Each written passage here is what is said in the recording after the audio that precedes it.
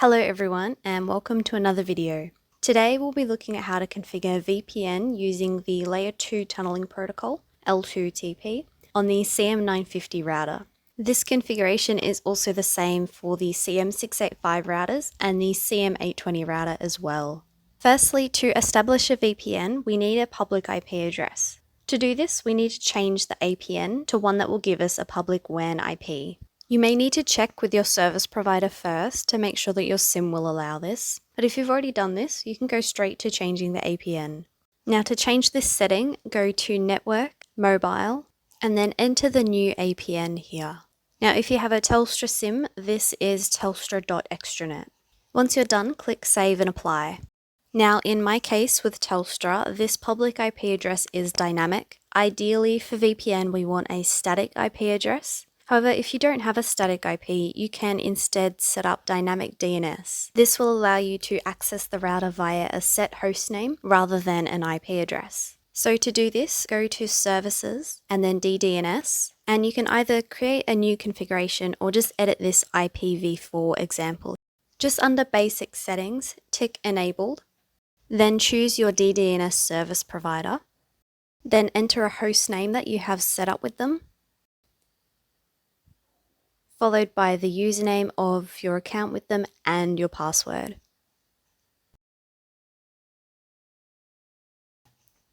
Once you're done, click Save and Apply, and then it will take you back to the overview page, and make sure you press the Start button. Next, we're going to change our firewall settings. So go down to Network and scroll down to Firewall, then go across to the Security tab, and where it says Ping from WAN to LAN, change this to Allow, and then change HTTP access from WAN to Allow. Scroll down and Save and Apply. Next, go across to the traffic rules and find the rule that says Allow all LAN ports and just enable this. Now we can configure our VPN. So go to Services and then VPN, and under IPSec, either create a new instance or just edit this one. Start by enabling it. Next, make sure that the authentication method is PSK server, and then choose the remote VPN endpoint as any and the local endpoint as any, and then change the connection type to transport. Next, enter a pre-shared key. This can be anything you like as long as it's secure, and then disable the perfect forward secrecy.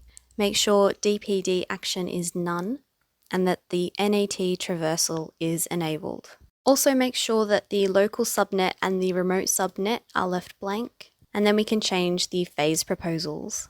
For the first phase proposal, I'm going to leave this as the 3DES encryption and the same hash algorithm. For the second one, I'm going to change the encryption algorithm to AES 256. This is a little bit more secure, and then save and apply. Next, go to the L2TP tab and then edit this server.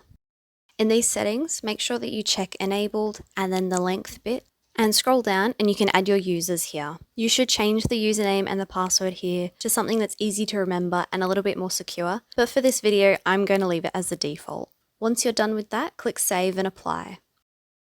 Okay, so now our VPN is ready to connect to. Okay, so here I've got another PC that's running Windows 10, and this is going to be my PC1. So let's go ahead and connect to the VPN. To do this, open Network and Internet Settings, and then go down to VPN and click Add a VPN connection. Then choose a VPN provider from the drop-down menu. Next, give your VPN connection a name. This can be anything you'd like. And then enter either the public IP address or the DDNS hostname of your server. And then set the VPN type to L2TP/IPSec with pre-shared key, and then enter that pre-shared key that you created in the IPSec configuration. And finally, enter the username and password from the L2TP configuration. And once you're done, click Save.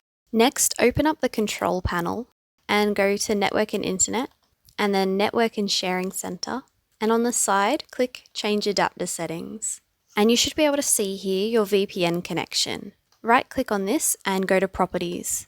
Then go to Security and change the type of VPN. Make sure that it's the Layer 2 tunneling protocol with IPSec. And then choose Allow these protocols and choose the Challenge Handshake Authentication Protocol and the version 2. And then click OK and go back to your network and internet settings and choose your VPN and click Connect. So to test this VPN, I've got another device connected to the Wi-Fi of my server, and we're going to try and ping it from this PC. To do this, open up a command prompt and then type ping followed by the IP address of the device. And now we can see that our VPN is established successfully since we got 4 replies from the device. Although the VPN is established successfully, we still can't access the internet from this PC. We can check this by trying to ping a public IP address from this computer. For example, if I try and ping Google. You can see here that we got replies saying that the destination port is unreachable. So to access the internet from our client, from this computer, we can add a new traffic rule to the server. Now, since I've configured DDNS, I can do this from this computer by going into my web browser and then typing in that DDNS hostname. Once you've logged in, go to Network and to Firewall and then to Traffic Rules. Scroll down and then we're going to create a new forward rule. I'm going to call this L2TP client and leave these 2 fields the same and then click Add and Edit. Here I'm going to change the protocol to any and the source zone to WAN. And then for the source address, choose Custom and enter the virtual IP subnet of your server. Next, change the destination zone to any zone and then change the action to accept. And once you're done, click Save and Apply. Now we can see here our new traffic rule is running. So now we can check that this worked by going back to our command prompt and trying to ping that public IP address again.